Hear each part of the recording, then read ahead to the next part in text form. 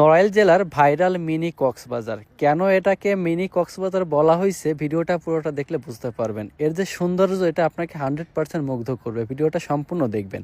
এখানে কিভাবে আসবেন, কখন আসলে ভালো ভিউ পাবেন, এ টু জেড সব কিছু থাকতেছে এই ভিডিওর মাধ্যমে।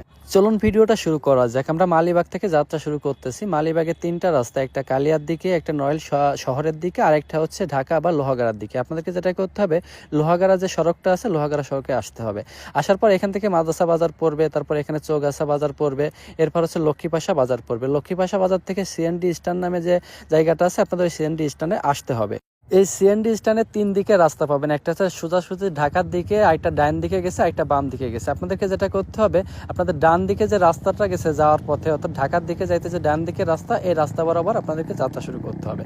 এরপর কিছু দূর যাত্রা করার পর আপনাদের সামনে পড়বে হচ্ছে ঘাগা, কুন্ডসি ঘাগা। দুইটা রাস্তা পাবেন, একটা হচ্ছে সোজা গেছে, একটা হচ্ছে বাম দিকে গেছে। তো আপনাদেরকে যেটা করতে হবে, বাম দিকে যাইতে হবে। আমরা জাস্ট এখন বাম দিকে যাব, পিছন দিক থেকে আসছি, এখন যাবো হচ্ছে আমরা বাম দিকে। বাম দিকে কিছু দূর যাওয়ার পর এরপর হচ্ছে মঙ্গলহাটা গ্রাম পার হওয়ার পর আপনাদের পড়বে হচ্ছে ইতনা বাজার এবং ইতনা গ্রাম। এটাও আপনাদেরকে পার হয়ে যেতে হবে। এটা কিন্তু অনেক দূর, বুঝছেন। সংক্ষেপে দেখানোর চেষ্টা করতেছি আর কি। এরপর আপনাদেরকে যাইতে হবে হচ্ছে রাধানগর হচ্ছে এখানে দুইটা রাস্তা পাবেন ইতনা থেকে, একটা হচ্ছে ডান দিকে, একটা হচ্ছে বাম দিকে গেছে সোজা। ডান দিকে যাওয়ার পর একটু পরেই আপনাদের রাধানগর বাজারটা পড়বে। এখানে রাস্তা দুইটা গেছে, একটা বাম দিকে, একটা সোজা। আপনারা যেটা করবেন, এখান থেকে সোজা রাস্তা দিয়ে চলে যাবেন। এই যে ছোট একটা ব্রিজের মতো আছে, ব্রিজটা পার হবেন।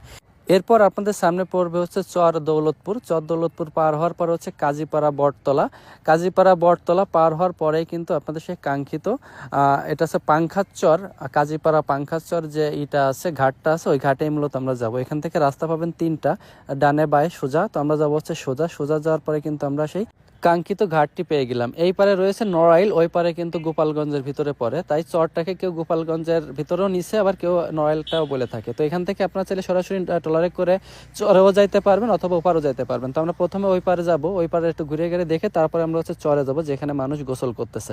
তো এই পারে নামার পর এখানে পরিবেশটা অনেক ভালো। দেখবেন যে এখানে রিসেন্টলি আপনার কিছু দোকানপাট হয়েছে, যদিও রমজান মাস, তারপরে এখানে বেশ খাবারের কিছু দোকানপাট আপনারা দেখতে পারবেন। তাছাড়া এখানে ভ্যান, মোটরসাইকেল, বাইসাইকেল সবকিছু রাখার জন্য কিন্তু পার্কিং এর একটা ব্যবস্থা পাবেন। আর ওই যে ওই পার দেখতেছেন, ওই সাইডে, ওইখান থেকে কিন্তু গোপালগঞ্জ থেকে লোকজন আসে। এই যে রাস্তাটা, এই রাস্তা দিয়ে কিন্তু গোপালগঞ্জ থেকে হিউজ পরিমাণে প্রতিদিন এখানে লোকজন আসতেছে। আর এখানে লোকজন কি পরিমাণে, আপনারা ভিডিওটা সম্পূর্ণ দেখলে বুঝতে পারবেন। এরপরে ছোট একটা খালের মতো আছে, এটা আপনাদের পার হতে হবে। আমরা জাস্ট পানি ডেঙ্কেই পার হয়েছি, প্যান্ট ঘুষানো লাগছিল। এখন এখানে দেখলাম একটা চারের মতো করে দিছে। তো আমরা এখানে কথা বলে যেটা জানতে পারলাম, এখান থেকে যদি আপনার ট্রলারে যেতে চান, তাহলে 20 টাকা করে যাতায়াত, যাওয়া এবং আসা। আপনাদেরকে কিন্তু এখান থেকে ট্রলারে করে নিয়ে যাবে হচ্ছে আপনাদের এই চরে, ওইখান থেকে আবার এখানে কিন্তু আপনাদের